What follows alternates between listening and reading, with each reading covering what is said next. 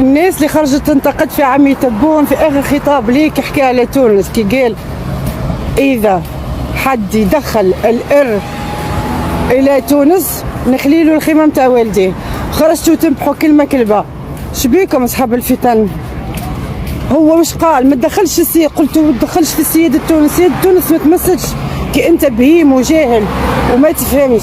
تونس والجزائر عاملين اتفاقية مشتركة في الدفاع. وش معناتها اتفاقية الدفاع؟ معناتها اي حرب تدخل فيها تونس معها الجزائر، واي حرب تدخل فيها الجزائر معها تونس. فهمتوا توا ولا ما فهمتوش؟ فنقصونا من نبيح اللي به الفايدة اللي قيس رجع عليه بخطابه وشكره. مش معناتها هذا يدل على المحبة بين الحكومتين وبين الرئيسين وبين الشعبين إلا فئة صغيرة منكم موليكم. مش عارفة شكون موليكم، الله أعلم.